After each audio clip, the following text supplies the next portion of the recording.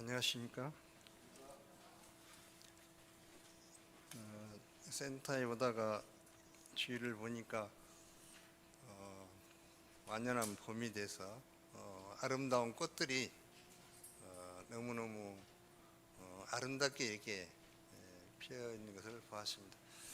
되게 계절이 되면 봄이 되면은 이게 이제 꽃들이 차례를 따라서 이게 피는데 요사이 보니까 날씨가 갑자기 따뜻해지니까 모든 꽃들이 동시에 이렇게 아름답게 피는 것을 보았습니다. 봄이 되면 꽃이 아름다운데 꽃보다 아름다운 것이 무엇인가요? 꽃보다 아름다운 것이 사람이잖아요. 사람 중에서도 가장 아름다운 우리 청년의 때 가장 아름답잖아요.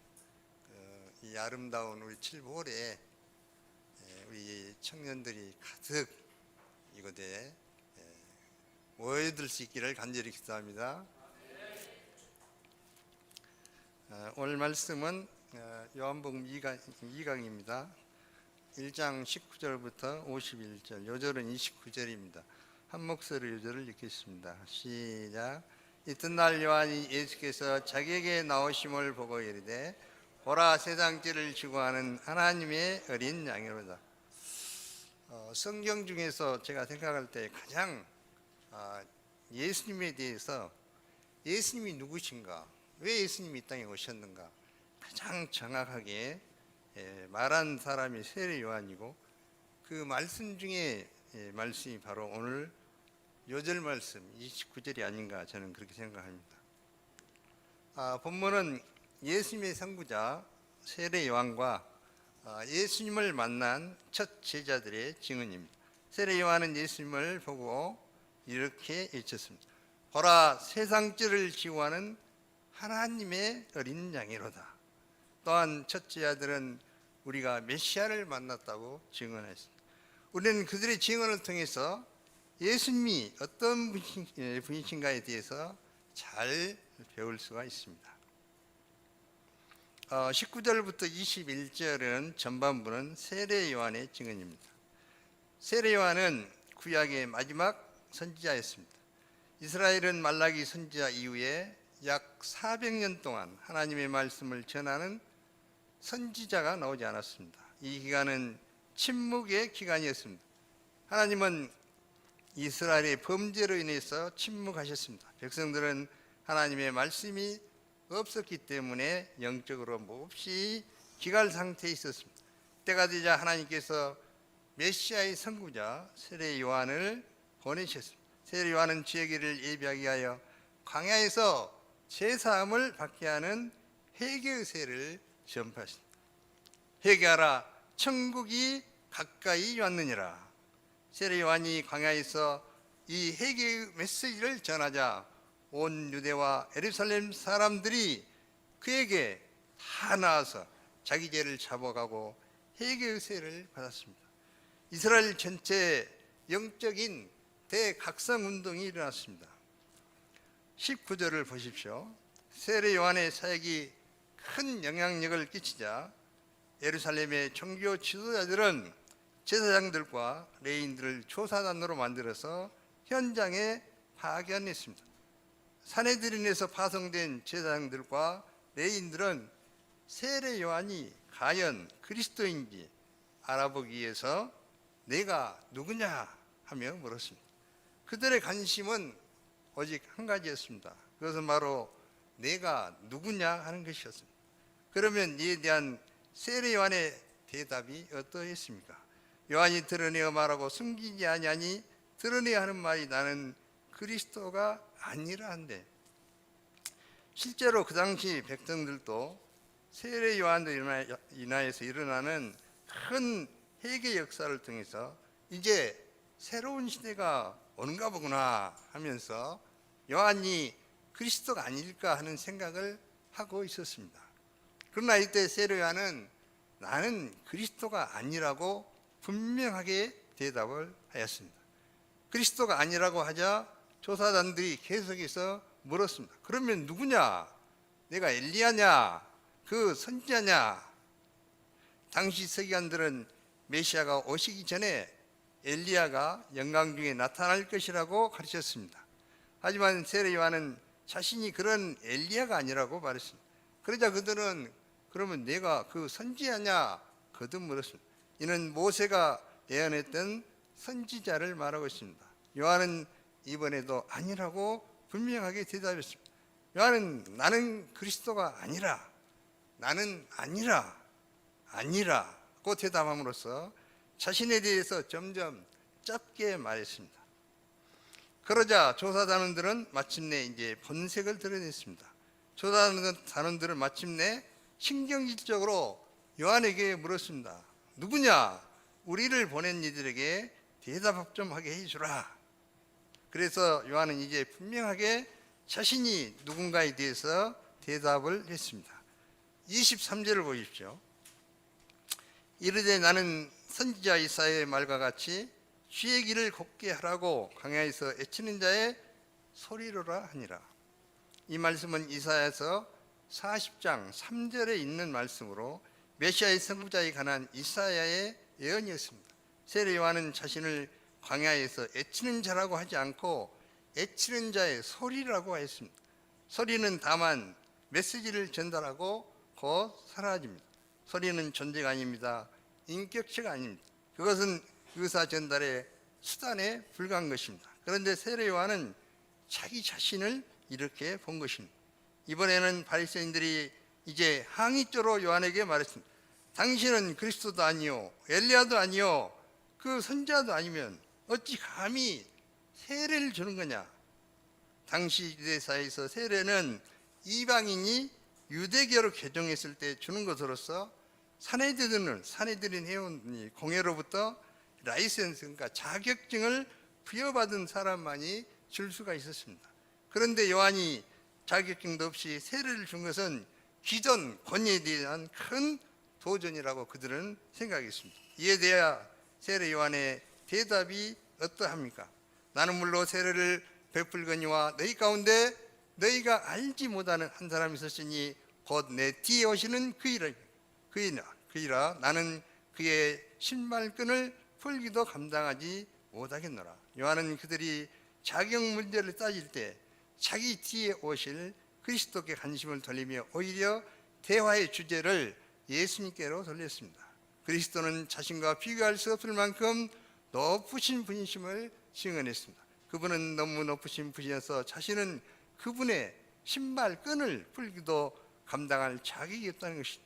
당시 주인의 신발끈을 풀어주는 사람은 하인 중에서도 제일 낮은 하인이 하는 일이었습니다. 그러니까 요한의 이 대답은 자신이 그리스도 앞에서 어떤 자격도 가질 수 없는 자라는 것을 고백한 것입니다. 그는 이로써 예수님을 더 높이 나타내며 그들이 그리스도께 관심을 갖도록 유도하였습니다.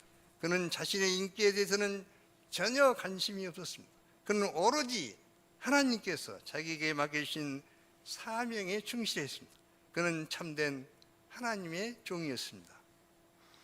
이제 세례 요한은 예수님을 어떻게 증언하고 있습니까? 오늘 8절 말씀입니다. 다 같이 29절을 생각하면서 읽겠습니다. 시작. 이튿날 요한이 예수께서 자기에게 나오심을 보고 이르되 보라 세상 죄를 지고하는 하나님의 어린 양이로다. 이제 이 말씀 가운데서 세 가지를 가지고 오늘 메시지를 주로 전하도록 하겠습니다. 제일 앞에 나오는 이제 보라는 단어가 얼마나 중요한 단어인가, 또 하나는 세상 죄를 지고 간다는 이 말의 의미가 무엇인가, 또 하나님의 어린 양이라는 단어가 무엇인가를 깊이 있게 생각해 보도록 하겠습니다. 세례 요한은 예수님께서 자기에게 나오심을 보고 감격에 찬 음성으로 외쳤습니다. 보라 세상 죄를 지고 가는 하나님의 어린 양이로다. 그럼 이 말의 뜻이 무엇입니까? 여기에는 아주 중요한 두 가지 의미가 담겨 있습니다. 첫째, 예수님은 하나님의 어린 양이신다는 것입니다. 출애굽기 12장에 보면 하나님께서는 마지막 10번째 장자 재앙의 때 이스라엘 백성들로 하여금 어린 양을 취하여 유월절 양으로 잡으라고 말씀하셨습니다.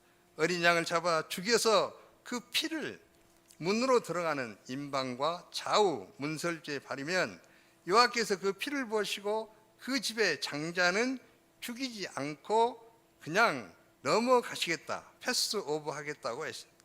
마침내 무서운 장자 심판의 날이 왔습니다. 죽음의 사자가 처음 난 것은 초태생은 사람이든 짐승이든 모두 다 죽였습니다. 애굽 전역에 큰 통곡의 소리가 울려 퍼졌습니다.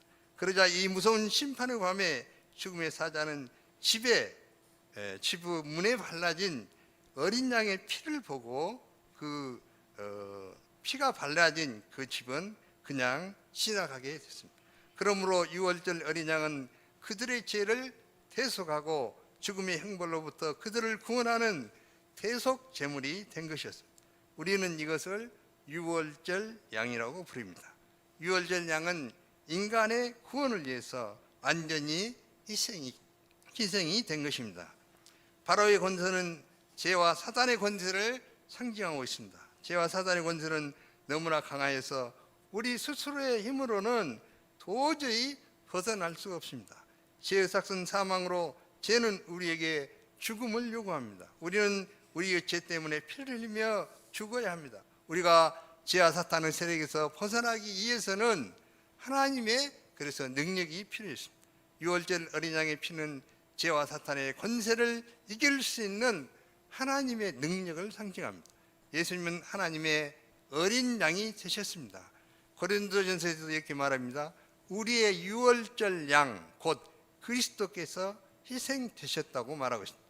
세상의 어느 누구도 그 어떤 것도 그 어떤 사상도 우리를 죄와 사단의 권세로부터 구원할 수 없습니다. 오직 그리스도의 피만이 우리를 죄와 사단의 권세로부터 구원할 수가 있습니다.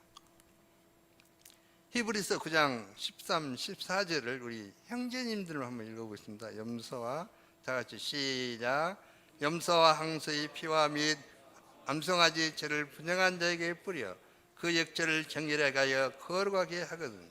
하물며 영원하신 성령으로 말미암아 흠없는 자기를 하나님께 드린 그리스도의 피가 어찌 너희 양심을 죽은 행실에서 깨끗하게 하고 살아계신 하나님을 섬기게 하지 못하겠느냐.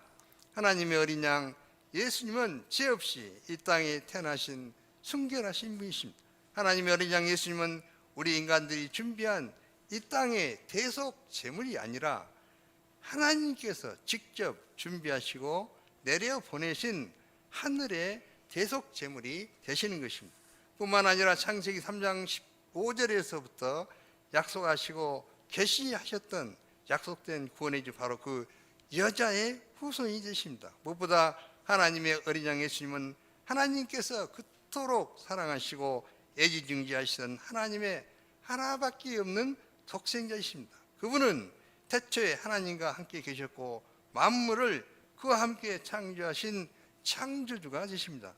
그런데 천지를 창조하신 하나님께서 온 천하 만물로부터 존귀와 영광과 경배를 받기에 합당하신 하나님께서 우리 죄를 대신하여 십자가에 못 박혀 피 흘려 죽기 위해서 이 땅에 오신 것입니다.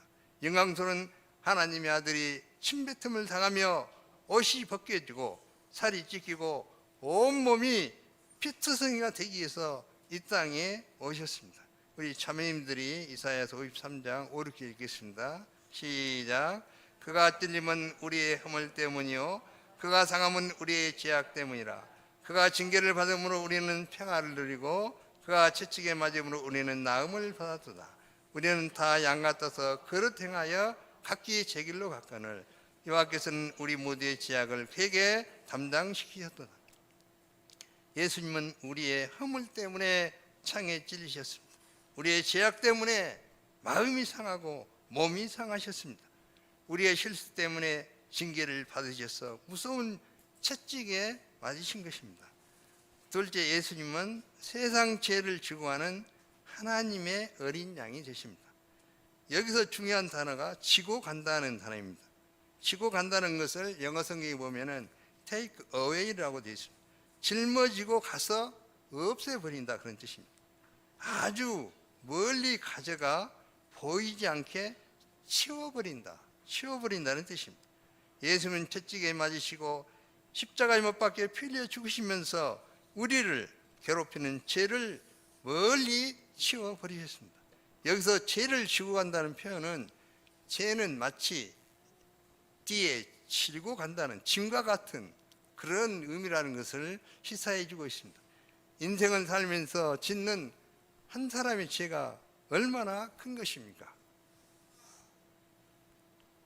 이것을 너무나 잘 실감 있게 표현하신 분이 칼 하임이라는 독일의 유명한 신학자입니다. 칼 하임은 우리의 죄를 이렇게 비유로 말했습니다. 한 사람의 죄가 얼마나 무거운가 하는 것을 양편 저울에다 한번 달아본다. 저울에다가 이렇게 딱 달아서 한쪽에는 한 사람의 죄를 올려놓고 한쪽에는 내 죄를 올려놓고 다른 쪽에는 지구를 올려놓는다. 이렇게 한번 해본다는 거죠. 그런데 저울이 어느 쪽으로 기울었다겠습니까?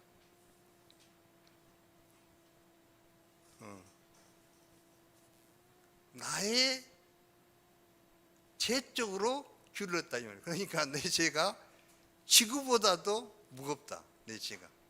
그만큼 내 죄가 크고 많다. 그런 이야기죠. 그러죠? 하물며 나 한 사람의 죄뿐만 아니라 세상 모든 사람들의 지은 죄, 그 죄는 얼마나 크겠습니까? 우리가 무거운 짐을 지면 어떻게 됩니까? 죄의 짐에, 무거운 짐에 눌립니다. 압박감에 숨을 쉬기조차 힘들어집니다. 지쳐 쓰러지게 됩니다. 마찬가지로 우리가 죄를 범하면 우리의 영혼이 짓누르게 됩니다.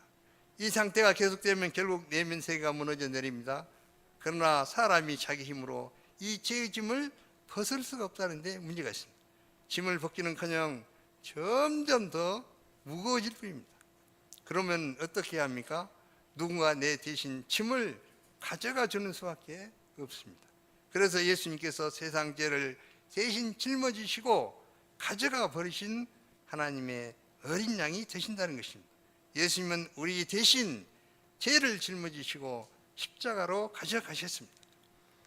예수님이 골고다 언덕길로 올라가던 그 길에서 계속 쓰러지고 또 쓰러지신 이유는 우리의 지은 죄의 무게가 그만큼 무겁기 때문입니다. 그리고 십자가에서 우리의 죄를 다 끌어안고 죽으심으로 죄 문제를 완전히 해결해 주셨습니다. 우리 죄 문제를 해결하실 바로 그 메시아께서 자기 눈앞에 나타나셨을 때 세례요한은 가슴 속에 벅차오르는 감격을 주체하지 못하고 이렇게 소리칠 수밖에 없었습니다. 보라, 세상 죄를 지고 가는 하나님의 어린 양이로다. 그럼 죄 문제를 해결하기 위해서 우리가 해야 할 일은 무엇입니까? 세례 요한은 보라고 있습니다. 보라고. 예수님을 바라보고 영접할 때 우리 내면의 죄가 어디든지 사라져버리고 죄사함을 덧입게 된다는 것입니다. 보라는 말은 모든 주의를 집중해서 보라는 뜻입니다. 우리는 우리의 눈을 돌려서 예수님을 바라보아야 합니다. 자기를 바라보는 데서 예수님을 바라봐야 합니다. 세상을 바라보는 데서 예수님을 바라봐야 합니다. 나의 허물을 위해 채찍에 맞으시고 나의 교만과 불순종과 정욕의 죄 때문에 십자가에 못 박히시고 보혈 피를 흘리신 예수님을 바라봐야 합니다. 예수님을 바라볼 때 십자가에 용서의 사랑이 임하여 심령에는 사죄의 은혜가 차고 넘치게 됩니다. 예수님을 바라볼 때 그리스도의 피가 우리를 강하게 얽어매고 있던 죄의 사슬을 끊어서 우리를 죄로부터 자유롭게 하십니다. 영적 무기력에 빠져 있습니까? 어린 양을 바라보십시오. 고난 가운데 있습니까? 어린 양 예수님을 바라봐야 합니다. 하나님을 섬기는 일에 피곤함을 느낀다면 피 흘리시면서 십자가에 매달려 계시는 하나님의 어린 양을 바라보십시오. 우리의 영혼은 하루라도 하나님의 어린 양을 묵상하지 않으면, 바라보지 않으면 안 됩니다. 우리가 하나님의 어린 양을 묵상하지 않는다는 것은 신선한 공기를 마시지 않는 것과 같습니다. 맑은 물을 마시지 않는 것과 같습니다. 우리가 하나님의 어린 양 되신 예수님을 바라볼 때 모든 문제가 시원스럽게 해결됩니다. 18세기 19살의 한 청년이 졸업여행을 하는 도중에 독일 디셀도르프 미술관에 들렸습니다. 그 청년은 그 안에 많은 그림을 보다가 보라, 이 사람이로다 하는 제목의 그림 앞에 한참 서 있었습니다. 그는 이 그림을 보다가 눈물을 흘리고 있었습니다. 그 그림은 유명한 렘블란트의 그림으로 거기에는 십자가에 달리신 고난받는 예수님이 그려져 있었습니다. 그리고 그 그림 밑에는 나는 너를 위해 목숨을 버리건만 너는 나를 위해 무엇을 하느냐 라는 말이 써져 있었습니다. 이 그림을 그렇게 한참 올려본 그 청년은 거기서 자기의 일생을 이 예수님을 위해서 헌신하기로 결단하였습니다. 그가 바로 진젤도르프 백작이었습니다. 그는 예수님을 바라보다가 인생의 결심이 확고해졌고 변화되었으며 이후 모라비안 선교회를 만들어서 온 세계에 이 예수님의 복음을 전하였습니다. 모라비안 선교회는 독일 북동부 작센주에 위치하고 있는데 그들의 모토는 오늘 한 켤레의 신발이 주어진다면 나는 내일 선교사로 떠나겠다. 이것이 그들의 모토입니다. 1730년부터 1930년까지 200년 동안 전 세계 3,000명의 선교사를 파송한 세계 최대의 선교 단체가 된 것입니다. 또한 이 보라 세상 죄를 주관하는 하나님의 어린 양이다 하면은 생각나는 사람이 영국의 세계적으로 유명한 찰스 스펄전입니다. 여기는 우리 요한나 목자님이 실감나게 메시지를 좀 전해주겠습니다. 세상 죄를 지고 가는 하나님의 어린 양이로다. 이 말씀은 영국의 유명한 설교가 찰스 스펄전을 변화시킨 유명한 말씀이기도 합니다. 스펄전이 16세 되던 1849년 그는 구원에 대한 확신이 없어 막연히 구원받아야 한다는 강박감에 사로잡혀 있었습니다. 그해 12월 그는 한 교회에 출석하게 되었는데 그날따라 너무 눈이 많이 와서 목사님이 설교하러 오시지 못하게 되었습니다. 그곳에는 15명 정도의 사람이 모여 있었습니다. 목사님이 못 오시자 한 사람이 강단에 올라가 어색한 목소리로 설교를 하기 시작하였습니다. 그 사람은 말씀을 어떻게 전해야 될지 몰라 본문에 매달릴 수밖에 없었습니다. 본문은 땅끝의 모든 백성들아 나를 앙망하라 그리하면 구원을 얻으리라. 이사야 45장 22절 이사야 말씀이었습니다. 그는 이렇게 시작했습니다. 나의 친구들이여 이것은 참으로 간단한 본문입니다. 본문은 앙망하라 말합니다. 보는 일은 그다지 수고로운 일이 아닙니다. 발이나 손가락을 까딱할 필요도 없습니다. 그냥 보기만 하면 됩니다. 그렇습니다. 보는 법을 배우기 위해 대학에 갈 필요는 없습니다. 당신이 아무리 어리석은 바보라 할지라도 보기에는 충분합니다. 볼 수 있기 위하여 무슨 큰 자격이 요구되는 것도 아닙니다. 누구나 볼 수 있습니다. 어린아이라도 볼 수 있습니다. 그 다음에 나를 앙망하라, 즉 나를 보라고 본문은 말합니다. 옳습니다. 여러분들 중 많은 이들이 여러분 자신을 보고 있습니다. 그러나 그것은 아무 유익이 없습니다. 당신들은 당신 자신 속에서 아무런 위안도 발견하지 못할 것입니다. 성경은 나 곧 예수 그리스도를 보라고 말씀하십니다. 나를 바라보라. 내가 수많은 핏방울을 흘리고 있노라. 나를 바라보라. 나는 십자가에 매달려 있노라. 나를 바라보라. 나는 죽었고 묻혔노라. 나를 바라보라. 나는 다시 일어났노라. 나를 바라보라. 나는 하늘로 들림을 받았노라. 나를 바라보라. 나는 아버지의 오른쪽에 앉아 있노라. 오 불쌍한 죄인이여 나를 바라보라. 나를 오른쪽에 앉아 있노라. 나를 바라보라, 나를 바라보라. 그리고 나서 그는 더 이상 할 말이 없어서 10분을 그냥 보냈습니다. 그러다가 방청석에 앉아있는 낯선 청년을 보고 젊은이여, 당신은 매우 불행해 보이는군요. 만일 오늘 읽어드린 본문에 당신이 복종하지 않는다면 당신은 늘 불행할 것입니다. 살아서나 죽어서나 똑같이 말입니다. 그러나 지금 바로 이 순간에 당신이 순종한다면 당신은 구원받을 것입니다. 그런 다음 그는 손을 들고 외쳤습니다. 젊은이여, 예수 그리스도를 보라, 보라, 보라, 보라. 보고 사는 것밖에는 당신이 할 일이 아무것도 없다.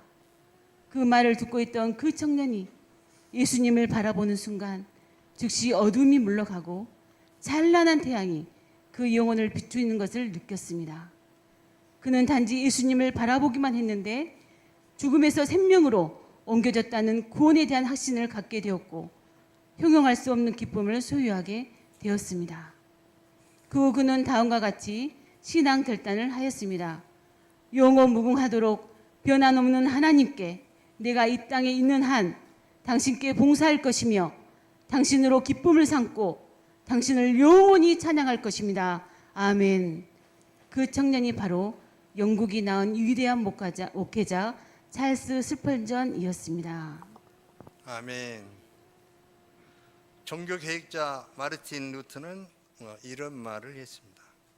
성경은 피로 가득 찬 책입니다. 그래서 옛날에 성경책 보면은 붉은색으로 다 이렇게 칠했잖아요.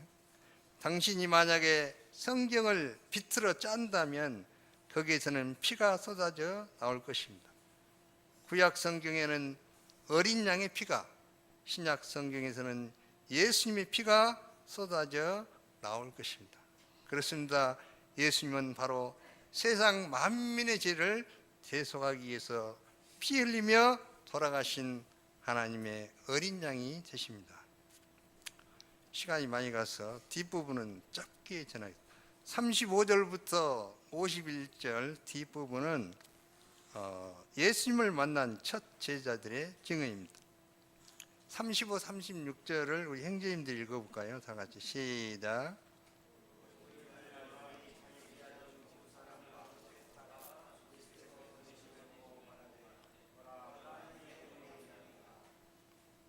세례 요한이 예수님을 세상 죄를 지고 가는 하나님의 어린 양이라고 증언한 지 이틀이 지났습니다. 세례 요한이 자기 제자 중 두 사람과 함께 있었다가 예수님이 다니심을 보고 외쳤습니다. 보라, 하나님의 어린 양이로다. 두 제자는 안드레와 제자 사도 요한이었습니다. 그들은 요한의 증거를 듣고 깊은 감동을 받고 그들의 눈을 하나님의 어린 양 되신 예수님께로 돌렸습니다. 그리고 예수님을 따름으로 요한의 제자에서 이제 예수님의 제자가 됐습니다. 우리 자매님들 38절 읽을까요? 예수께서 시작.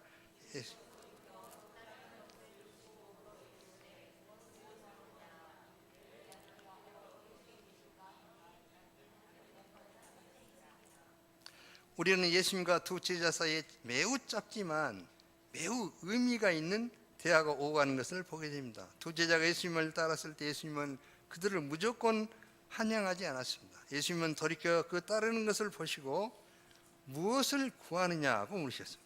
예수님께서 자기를 따르는 두 제자에게 이런 질문을 하신 것은 그들이 순수한 동기로 예수님을 따르기를 원하셨기 때문입니다. 그들은 무엇을 구하느냐는 예수님의 질문에 어떻게 대답했습니까? 랍비여, 어디 계시느니까? 이는 동문서답같이 들리지만 예수님 계신 집의 주소를 묻는 것이 아니라 예수님과 깊은 사귐 갖기를 원한 것입니다. 그들은 예수님과 인격적 사귐을 갖기를 원했습니다. 그들은 예수님과 깊은 대화 나누기를 원했습니다. 그들은 예수님 자체를 알고 예수님을 체험하기를 원했습니다. 그들은 요한의 증언을 듣고 그것으로 만족하지 못하고 그 증언이 참인지 직접 알아보기를 원했습니다. 그들은 예수님을 알고자 하는 영적 소원으로 충만했습니다. 그들은 진리를 찾는 참된 구도자들이었습니다. 하나님께서 기이 쓰신 사람들은 한결같이 애타게 진리를 찾는 구도자들입니다. 사도 바울은 예수님을 알고자 하는 영적 소원으로 충만했습니다. 그런 그리스도를 얻고자 그 안에서 발견되기 위해서 과거 자신에게 유익하다고 생각하던 모든 것들을 다 배설물로 여겼습니다. 그는 그리스도를 알 때 그 인격과 사상과 그리고 그의 고난과 죽으심, 부활의 능력 등 모든 것을 알기를 원했습니다. 그는 그리스도의 고난의 의미를 알고 부활의 능력을 덧입기 위해서 그의 죽으심을 본받는 생활을 했습니다. 이러한 영적 소원 때문에 그는 능력 있는 위대한 하나님의 사람이 되었습니다. 존 버년, 우리가 잘 아는 존 버년도 마찬가지입니다. 39절을 보십시오. 예수께서 이르시되 와서 보라. 그러므로 그들이 가서 계신 데를 보고 그날 함께 가니 때가 10시쯤 되었다. 예수님은 납비여 어디 계시오니까? 라고 묻는 두 제자에게 와서 보라고 말씀하셨습니다. 두 제자는 예수님의 초청의 음성을 듣고 가서 계신 데를 보고 그날 함께 가셨습니다. 두 제자는 열심히 듣고 배웠습니다. 그래서 그들의 영적 눈이 떠졌습니다. 이때 그들은 예수님이 바로 약속된 메시아임을 깨닫게 됐습니다. 그들은 세례 요한의 증언대로 예수님이 세상 죄를 지고 하는 하나님의 어린 양이 되심을 깨닫게 됐습니다. 이때 그들은 감격하여 벅찬 음성을 외쳤습니다. 우리가 메시아를 만났다. 이는 오랫동안 메시아를 찾고 찾았는데 마침내 찾았다는 그런 의미입니다. 메시아의 의미를 거기서 써놨으니까 읽어보시고, 첫 제자들은 예수님을 만난 후 즉시 가장 가까운 사람들에게 예수님을 증언했습니다. 결론적으로 예수님은 세상 죄를 지고 하는 하나님의 어린 양이 되십니다. 그러므로 정말 우리가 바라봐야 할 분은 세상 죄를 지고 하는 하나님의 어린 양 예수님이십니다. 예수님은 우리를 죄로부터 구원해 주시는 메시아가 되십니다. 하늘 문을 열어주시는 새롭고 상길이 되십니다. 이 주님이 우리를 이 시간 초청하십니다. 와서 보라. 우리가 이 주님의 초청의 음성을 듣고 예수님께 나가 성경 공부를 통하여 메시아를 인격적으로 만날 수 있기를 기도합니다. 제 아들이 만난 예수님을 만나고 신령한 은혜를 체험할 수 있기를 기도합니다. 뿐만 아니라 이 은혜를 적극적으로 세상에 전해야겠습니다. 제자들처럼 전해야 되겠습니다. 우리가 세례 요한처럼 예수님을 소리 높여 캠퍼스, 직장에서 예수님을 전할 수 있기를 기도합니다. 기도하겠습니다. 하나님 아버지, 하나님께서 이 시간 정말 귀한 말씀을 허락해 주신 것을 감사합니다. 저희의 와서 보라, 정말 우리의 죄를 짊어지고 하시는 그 예수님을 바라보고 또 예수님이 어떤 분인가 깊이 체험하고 인격적으로 만나는 만날 수 있도록 우리 요한복음 귀한 말씀을 허락하신 것을 감사합니다. 이 말씀을 통해서 저희들이 생명의 복음, 요한복음을 통해서 생명을 얻고 예수님을 깊이 만나고 체험하고 영접하고 또 첫 번째 같이 와서 보라고 이렇게 전하는 이 아름다운 사명을 잘 감당할 수 있도록 도와주시옵소서. 귀한 말씀이심을 감사하며 예수님의 이름으로 기도합니다. 아멘.